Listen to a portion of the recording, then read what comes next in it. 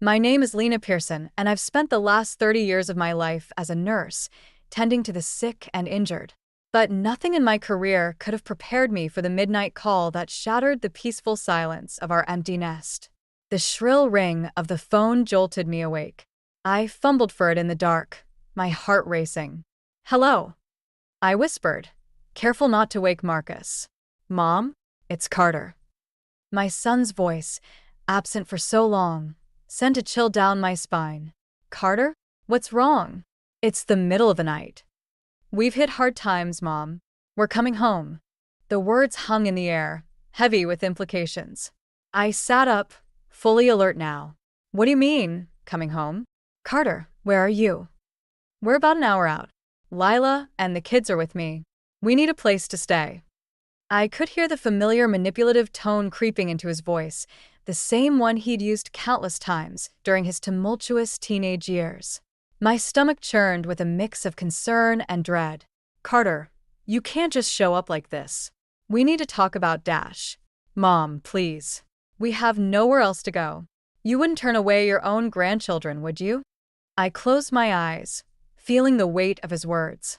Of course, he knew exactly which buttons to push. "All right," I conceded, my voice tight. "We'll talk when you get here." I hung up and turned to find Marcus awake, concern etched on his face. "What's going on?" "Carter's coming home," I said, my voice barely above a whisper. "With Lila and the kids. They say they've hit hard times." Marcus sat up, running a hand through his thinning hair. "After all this time?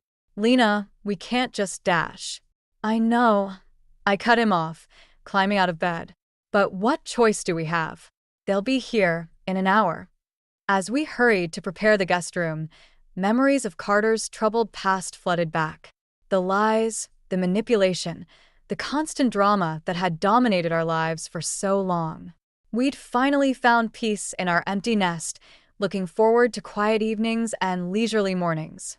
Now, it felt like we were being thrown back into the eye of the storm. An hour later, headlights swept across our living room window. Marcus and I exchanged a look before opening the front door. There they stood, Carter, Lila, and 4 bleary-eyed children, surrounded by suitcases and boxes. "Mom, Dad," Carter said, his smile not quite reaching his eyes. "Thanks for taking us in." I hugged him stiffly, noting the designer watch on his wrist that seemed at odds with his claims of financial hardship. "Of course, sweetheart. Come in, all of you." As they filed past us, Lila barely meeting our eyes, I couldn't shake the feeling that we were being played once again. The amount of luggage they'd brought suggested this wasn't a short-term visit.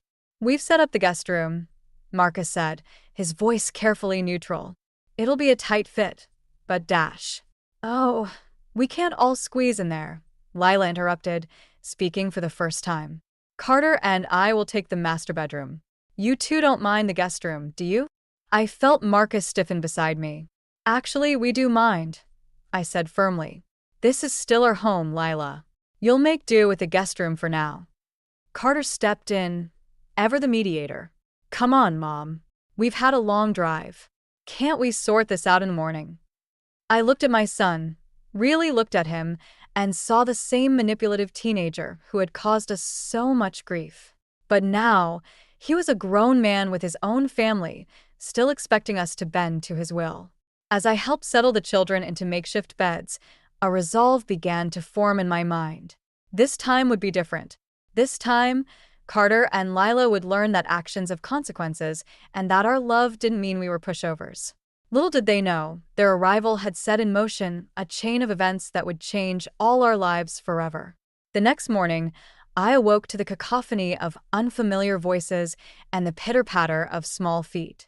For a moment, I forgot about our unexpected guests. Reality crashed back as I entered the kitchen to find Lila rummaging through our pantry. "Morning, Lena," she said, not bothering to turn around. "You're out of cereal. The kids are starving." I bit back a retort. "Good morning, Lila. I wasn't expecting to feed 6 extra people today. I'll go to the store later." Carter sauntered in, looking fresh despite the late-night arrival. "Morning, Mom. Dad around? I need to borrow the car." "Your father's at work," I replied, eyeing him suspiciously. Why do you need the car? He shrugged. Just want to check out the old neighborhood, you know? See what's changed. I couldn't shake the feeling that there was more to it. What about looking for work? I thought you said you'd hit hard times. Carter's easy smile faltered for a moment. Come on, Mom. We just got here. Give us a chance to settle in, will you? Before I could respond, the oldest of the children, 10-year-old Mia, came running in. Grandma, can we go to the park? I looked at Lila, expecting her to take charge, but she was busy scrolling through her phone. With a sigh, I nodded. Sure, sweetie. Let me get dressed and we'll go. As I herded the children to the park, leaving Carter and Lila behind, I couldn't help but feel a mix of joy at spending time with my grandchildren and frustration at their parents' apparent lack of responsibility. When we returned, I found Marcus home early, his face tight with barely concealed anger. Lena, can I talk to you for a minute? He asked, leading me to our bedroom. What's wrong? I asked, though I had a sinking feeling I already knew. Marcus ran a hand through his hair. I came home to find Carter and Lila lounging by the pool, drinking our good wine. When I asked about job hunting, Carter laughed it off, saying they were taking a mental health day. Lena, how long are we going to let this go on? I sat heavily on the bed. I don't know, Marcus. I don't want to turn them away, but they're taking advantage of us, he finished. We need to set some ground rules. We agreed to talk to Carter and Lila that evening, but when dinner time came, they were nowhere to be found. A hastily scribbled note on the counter read, "Went out with some old friends. Don't wait up." As Marcus and I sat at the dinner table with our grandchildren, the tension was palpable. Where's Mommy and Daddy? Little Emma asked, her bottom lip quivering. They'll be back later, sweetheart, I assured her, even as anger bubbled inside me. Let's enjoy our dinner, shall we? Later that night, as Marcus and I lay in bed, unable to sleep, we heard Carter and Lila stumble in, giggling and shushing each other like teenagers. Tomorrow, Marcus whispered, squeezing my hand. We'll talk to them tomorrow. But tomorrow came and went, and the next day and the next. Each time we tried to broach the subject of their plans or contributions, Carter and Lila found ways to deflect or change the subject. They settled into our home as if it were their own, showing little regard for our routines or privacy. A week into their stay, I found myself standing in the doorway of our guest room, now a chaotic mess of toys, clothes, and suitcases, watching Lila paint her nails while Carter napped in the middle of the day. The sight of them, so carefree and unbothered, ignited something in me. I realized then that our kindness was being mistaken for weakness. The time for gentle prodding was over. If Carter and Lila wouldn't take responsibility for their lives, then Marcus and I would have to force their hand. As I closed the door quietly, leaving them to their idleness, I made a silent vow. This situation would change, and soon. Little did Carter and Lila know, their comfortable freeloading days were numbered. 2 weeks into Carter and Lila's stay, I reached my breaking point. I'd been covering extra shifts at the hospital to offset the increased expenses, and I was exhausted. Walking into our living room after a grueling 12-hour shift, I found Carter and Lila sprawled on the couch, surrounded by takeout containers. Hey, Mom, Carter said, not bothering to look up from his phone. Can you grab us some beers from the fridge? Something inside me snapped. No, Carter, I can't, I said, my voice trembling with barely contained anger. What I can do is ask when you plan on looking for a job. Lila rolled her eyes. We told you, we're going through a rough patch. We need time to dash. To what? I interrupted. To drain our retirement savings? To teach your children that it's okay to mooch off others. Carter sat up, his face darkening.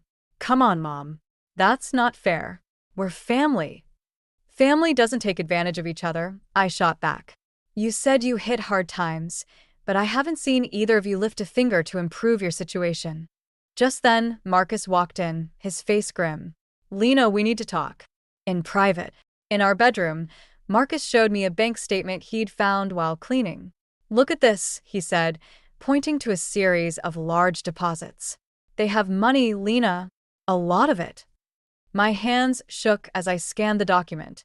The numbers didn't lie. Carter and Lila had substantial savings. They lied to us, I whispered, feeling a mixture of hurt and fury. Marcus nodded, his jaw clenched. It's time we confront them. We marched back to the living room, where Carter and Lila were now arguing in hushed tones. They fell silent as we entered. We know about the money, I said, my voice steady despite the storm of emotions inside me. You lied about being in financial trouble. Carter's face paled. Mom, Dad, I can explain dash. Save it, Marcus cut in. We want the truth, and we want it now. Under our unwavering gaze, Carter and Lila's facade crumbled. They admitted they weren't broke at all. They'd simply grown tired of the responsibilities of maintaining their own home and paying bills. We thought it would be easier to live here, Lila said, not meeting our eyes. We didn't think it would be such a big deal. I felt a surge of disappointment so profound it nearly knocked me off my feet. Not a big deal? I repeated, incredulous. You've disrupted our lives, taken advantage of our kindness, and set a terrible example for your children. How is that not a big deal? Carter tried to placate us. Look, we're sorry. We'll start contributing, okay? We'll pay rent, buy groceries dash. No, I said, surprising even myself with the firmness in my voice. This isn't about money anymore. This is about respect, responsibility, and honesty, all of which you've shown a complete lack of. Marcus stepped forward, his expression resolute. We want you out. Not today, not this minute, but soon. You have 2 weeks to find your own place and move out. The shock on Carter and Lila's faces would have been comical if the situation weren't so serious. They sputtered protests and excuses, but Marcus and I stood firm. As they retreated to the guest room, presumably to discuss their options, I felt a weight lift from my shoulders. It hurt to be so stern with our son, but I knew it was necessary. That night, as Marcus and I lay in bed, I turned to him. Are we doing the right thing? I asked, doubt creeping in. He took my hand, squeezing it gently. We are, he assured me. They need to learn to stand on their own feet. We're not just doing this for us, we're doing it for them, and for our grandchildren. I nodded, a plan already forming in my mind. Carter and Lila had brought this on themselves, but I was determined to turn this into a learning experience for all of us. Little did they know, their real challenge was just beginning. The morning after our confrontation, I woke up early, my mind racing with plans. Marcus was already in the kitchen, nursing a cup of coffee. I've been thinking, I said, sliding into the chair across from him. We need to do more than just kick them out. We need to teach them a lesson. Marcus raised an eyebrow. What did you have in mind? I laid out my plan, watching his expression shift from skepticism to understanding, and finally to agreement. By the time Carter and Lila stumbled into the kitchen, bleary-eyed and subdued, we were ready. Good morning, I said, my voice carefully neutral. We need to talk about your living situation. Carter tensed visibly. Mom, Dad, about last night dash. Save it, Marcus interrupted. We've made a decision. We're downsizing. The shock on their faces was palpable. Lila found her voice first. Downsizing? What do you mean? I took a deep breath, steeling myself for the performance of a lifetime. We've realized that maintaining this house is too much for us. The expenses, the upkeep, it's draining our retirement savings. We're going to sell and move into a smaller place. Carter's eyes narrowed suspiciously. But what about us? Where are we supposed to go? That's not our problem, Marcus said firmly. You're adults with your own resources. It's time you found your own place. The next few days were a whirlwind of activity. We made a show of contacting real estate agents, discussing potential neighborhoods, and packing up non-essential items. Carter and Lila watched these proceedings with growing panic. Their previous nonchalance replaced by frantic whispered conversations and furtive phone calls. Behind the scenes, I was setting other wheels in motion. I reached out to an old nursing colleague, now an HR manager at a local company. Sarah, I said, trying to keep my voice casual, I was wondering if you had any job openings that might suit Carter's skills? Sarah, bless her, didn't ask questions. Within days, she'd arranged an interview for Carter. Now came the tricky part, ensuring he'd actually go. I casually mentioned the opportunity over dinner one night. "Oh, Carter, I forgot to tell you. My friend Sarah said her company is hiring. I took the liberty of sending over your resume, and they'd like to interview you next week." Carter nearly choked on his food. Mom, "You can't just dash." "Can't just what?" I interrupted, my voice sharp. "Help my son find employment when he clearly needs it? Unless, of course, you have other prospects lined up." The silence that followed was answer enough. Carter grudgingly agreed to the interview, while Lila sulked beside him. As the days passed, the pressure mounted. Carter and Lila's bickering increased, their united front crumbling under the strain of impending responsibility. I overheard snippets of their arguments, complaints about job searching, worries about affording rent, debates about asking friends for help.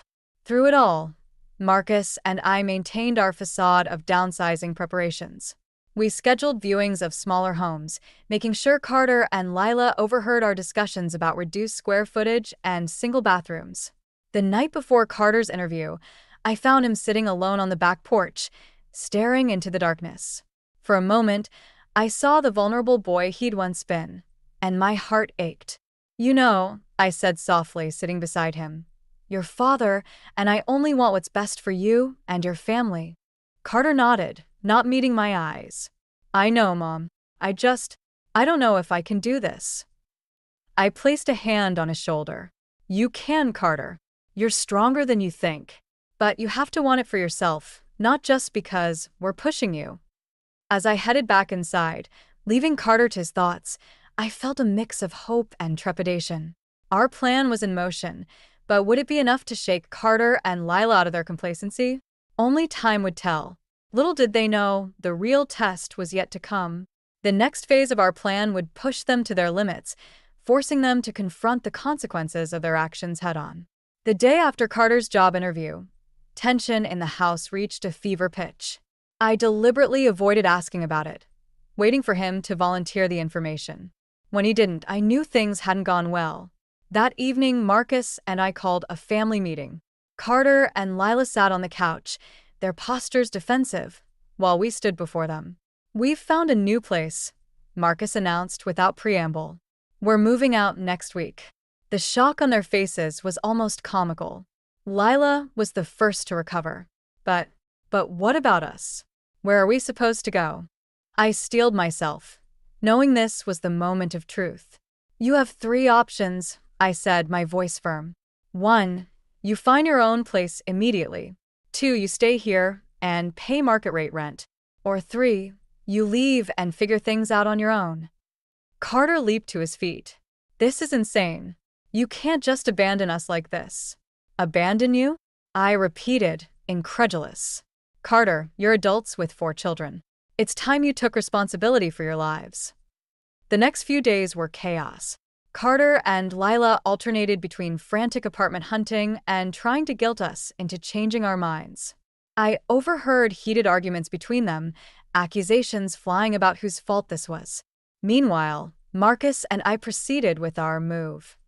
We packed boxes, rented a moving truck, and made a show of saying goodbye to neighbors. The children, caught in the middle of all this, were confused and upset. The night before our planned departure, I found 10-year-old Mia crying in the backyard. My heart ached as I sat beside her. "Grandma," she sniffled, "why do you have to leave? Don't you love us anymore?" I pulled her close, fighting back my own tears. "Oh, sweetheart, of course we love you. Sometimes, loving someone means doing what's best for them, even if it's hard." As I comforted Mia, I overheard Carter and Lila arguing in hushed tones nearby. "We can't afford anything decent on such short notice," Lila hissed. "Maybe we should just go back home." "And admit defeat?" Carter snapped back. no way. "We'll figure something out." The next morning, moving day arrived. As we loaded the last of our boxes into the truck, Carter approached us, looking defeated. "Mom, Dad," he said, his voice strained, "we've found a place. It's not great, but it'll do for now. We're moving out tomorrow." I nodded, careful not to show my relief. "That's good, Carter. I hope this helps you get back on your feet. As we drove away, leaving Carter, Lila, and the kids standing in the driveway, I felt a mixture of guilt and determination. We weren't really moving, of course. We'd rented a small apartment across town as a temporary base, somewhere to retreat to while Carter and Lila faced the consequences of their actions. For the next week, we maintained radio silence, ignoring their calls and messages. It was harder than I'd anticipated, especially knowing our grandchildren were caught in the middle of this. Finally, after 7 days, we returned to the house. The sight that greeted us was sobering. The once immaculate lawn was overgrown, and through the windows, we could see piles of dishes in the sink and toys strewn across the floor. Carter answered the door, looking haggard and unkempt. "Mom? Dad? What are you doing here?" "We came to check on the house," Marcus said evenly. "And on you." As we stepped inside, the full extent of the chaos became apparent. Lila was attempting to corral the younger children, while Mia sat in a corner, headphones on, ignoring the mayhem around her. Carter ran a hand through his disheveled hair. "Look, I know this looks bad, but we're figuring it out. I've got a lead on a job, and Lila's looking into part-time work." I nodded, careful to keep my expression neutral. "That's good to hear, Carter. But it looks like you could use some help getting organized." As I rolled up my sleeves, preparing to tackle the mess, I knew we were at a crossroads. The easy thing would be to step in and fix everything. But the right thing, the thing that would truly help Carter and Lila in the long run, would be to guide them towards solving their own problems. The real test was just beginning, and I was determined to see it through, no matter how difficult it might be.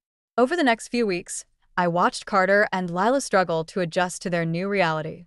Carter had managed to secure the job at my friend Sarah's company, but it was clear he was floundering.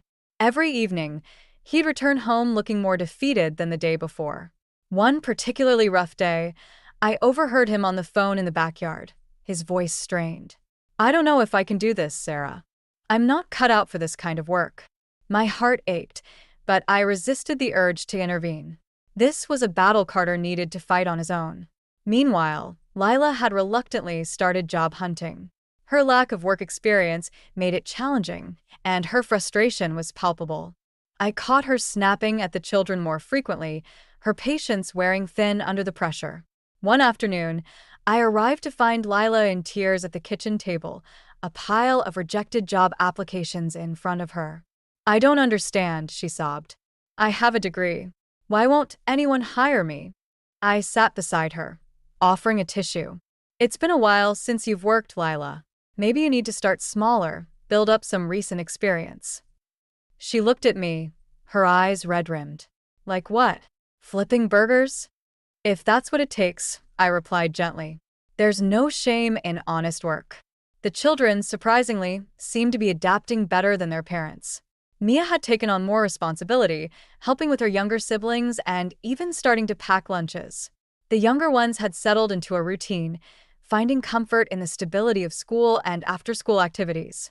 One evening, I arrived to babysit and found Mia in the kitchen, carefully making sandwiches for the next day.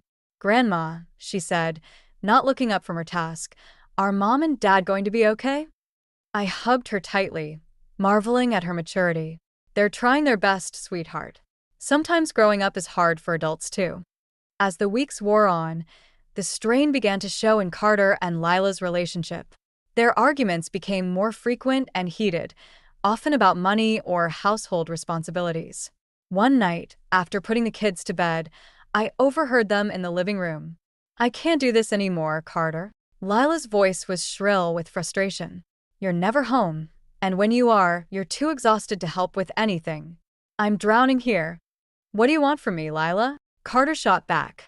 "I'm busting my ass at a job I hate to keep a roof over our heads. What more can I do?" "Figure it out." Lila snapped. "That's what adults do, right? Isn't that what your parents keep telling us?" The silence that followed was deafening. I slipped out quietly, my heart heavy. The next day, Carter called in sick to work. I found him sitting on the front porch, staring blankly into space. "I'm failing, Mom," he said as I sat beside him. "At work, at home. I'm letting everyone down." I took a deep breath, choosing my words carefully. Carter, nobody succeeds overnight. What matters is that you're trying. That's more than you were doing before. He looked at me, his eyes filled with a mixture of desperation and determination. I can't go back to how we were before. I won't. But I don't know how to move forward. One day at a time, I said, squeezing his hand. That's all any of us can do. As I left that evening, I saw Carter and Lila sitting together on the couch, talking quietly. For the first time in weeks, they weren't arguing. It was a small step, but a step nonetheless. Driving home, I felt a glimmer of hope. The road ahead would be tough, but maybe, just maybe, Carter and Lila were starting to find their footing. Little did I know, their greatest challenge was yet to come, and it would test the limits of everything they'd learned so far. The call came on a rainy Tuesday evening. I was just settling in with a cup of tea when my phone lit up with Carter's name. Mom, his voice cracked. We're being evicted. My heart sank, but I steeled myself. What happened, Carter? He broke down, explaining through sobs how they'd fallen behind on rent. They'd been using credit cards to cover expenses, thinking they'd catch up once Lila found steady work. But the debt had spiraled out of control, and now they were facing homelessness. Can you help us? He pleaded. Just this once. I swear we'll pay you back. I closed my eyes, fighting the instinct to rush to his rescue. Carter, I said softly, I can't bail you out of this. You need to figure it out on your own. His response was explosive. Figure it out? We're about to be on the street with 4 kids. How can you be so heartless? As he ranted, I held the phone away from my ear, letting him vent. When he finally quieted, I spoke again. Carter, this is a learning experience. It's hard, but it's necessary. You have resources. Use them. I hung up, my hands shaking. Marcus found me in the kitchen, staring blankly at the wall. Was that Carter? He asked, concern etching his features. I nodded, filling him in on the situation. Did we do the right thing? I whispered, doubt creeping in. Marcus wrapped his arms around me. We did. They need to learn, Lena. It's the only way. The next few days were agonizing.